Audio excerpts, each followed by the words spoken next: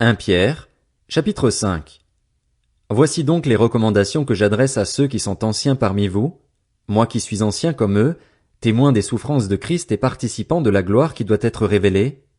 Prenez soin du troupeau de Dieu qui est sous votre garde en veillant sur lui non par contrainte, mais de bon gré, selon Dieu. Faites-le non par recherche d'un gain, mais avec dévouement, non en dominant sur ceux qui vous sont confiés, mais en étant les modèles du troupeau. Ainsi, lorsque le souverain berger apparaîtra, vous recevrez la couronne de gloire qui ne perd jamais son éclat. De même, vous qui êtes jeunes, soumettez-vous aux anciens. Et vous soumettant tous les uns aux autres, revêtez-vous d'humilité, car Dieu s'oppose aux orgueilleux, mais il fait grâce aux humbles. Humiliez-vous donc sous la puissante main de Dieu, afin qu'il vous élève au moment voulu. Déchargez-vous sur lui de tous vos soucis, car lui-même prend soin de vous. Soyez sobres, restez vigilants. Votre adversaire, le diable, rôde comme un lion rugissant, cherchant qui dévorer. Résistez-lui avec une foi inébranlable, sachant que les mêmes souffrances sont imposées à vos frères et sœurs dans le monde. Le Dieu de toute grâce vous a appelés en Jésus-Christ à sa gloire éternelle. Après que vous aurez souffert un peu de temps, il vous rétablira lui-même, vous affermira, vous fortifiera, vous rendra inébranlable. À lui soit la gloire et la puissance au siècle des siècles. Amen. C'est par Sylvain, qui est à mes yeux un frère fidèle, que je vous ai écrit ces quelques mots pour vous encourager et pour vous attester que c'est bien à la véritable grâce de Dieu que vous êtes attachés. Ceux qui ont été choisis comme vous et sont à Babylone vous saluent, ainsi que Marc, mon fils. Saluez-vous les uns les autres par un baiser plein d'amour. Que la paix soit avec vous tous qui êtes en Jésus-Christ. 2 Pierre, chapitre 1. De la part de Simon-Pierre, serviteur et apôtre de Jésus-Christ, à ceux qui ont reçu, par la justice de notre Dieu et Sauveur Jésus-Christ, une foi du même prix que la nôtre, que la grâce et la paix vous soient multipliées par la connaissance de Dieu et de Jésus notre Seigneur. Sa divine puissance nous a donné tout ce qui est nécessaire à la vie et à la piété en nous faisant connaître celui qui nous a appelés par sa propre gloire et par sa force. Celle-ci nous assure les plus grandes et les plus précieuses promesses. Ainsi, grâce à elle, vous pouvez fuir la corruption qui existe dans le monde par la convoitise et devenir participant de la nature divine. Pour cette raison même, faites tous vos efforts afin d'ajouter à votre foi la qualité morale, à la qualité morale la connaissance, à la connaissance la maîtrise de soi, à la maîtrise de soi la persévérance, à la persévérance la piété, à la piété l'amitié fraternelle, à l'amitié fraternelle l'amour.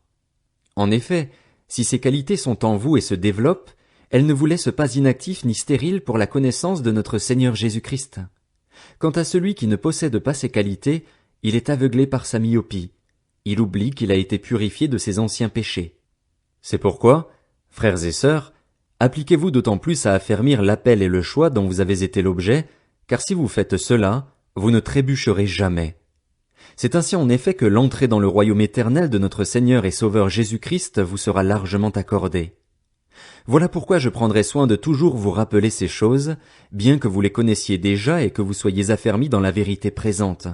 Oui, j'estime juste de vous tenir en éveil par mes rappels aussi longtemps que je suis dans cette tente, car je sais que je quitterai bientôt ce corps, comme notre Seigneur Jésus-Christ me l'a fait connaître. Mais je ferai en sorte qu'après mon départ vous puissiez en toute occasion vous souvenir de ces enseignements. En effet, ce n'est pas en suivant des fables habilement conçues que nous vous avons fait connaître la puissante venue de notre Seigneur Jésus-Christ, mais c'est après avoir vu sa majesté de nos propres yeux.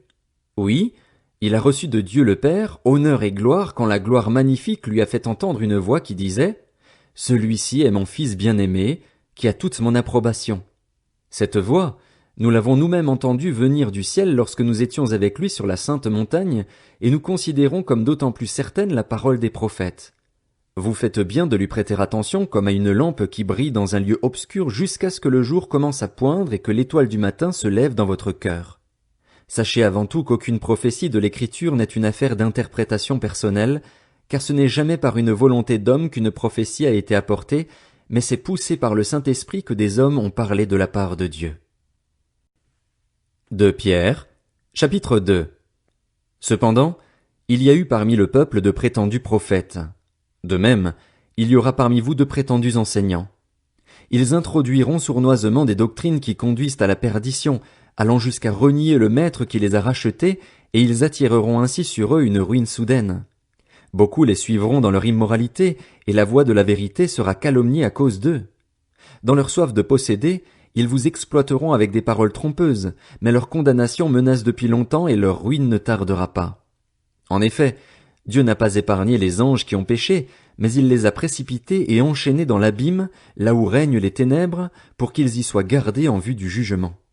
Il n'a pas épargné non plus l'ancien monde, bien qu'il ait sauvé 8 personnes dont Noé, ce prédicateur de la justice, lorsqu'il a fait venir le déluge sur un monde impie. Par ailleurs, il a condamné à la destruction et réduit en cendres les villes de Sodome et de Gomorrhe pour les donner en exemple à ceux qui par la suite vivraient dans l'impiété, et il a délivré Lot le juste, qui était profondément attristé de la conduite immorale de ces hommes débauchés. Ce juste, qui habitait au milieu d'eux, tourmentait en effet jour après jour son âme juste à cause de ce qu'il voyait et entendait de leurs agissements criminels. Ainsi donc, le Seigneur sait délivrer de l'épreuve les hommes pieux et garder les injustes pour le jour du jugement où ils seront punis.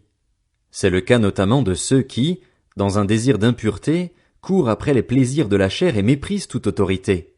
Présomptueux et arrogants, ils ne craignent pas d'insulter les êtres glorieux, alors que les anges, pourtant supérieurs en force et en puissance, ne portent pas de jugement insultant contre eux devant le Seigneur.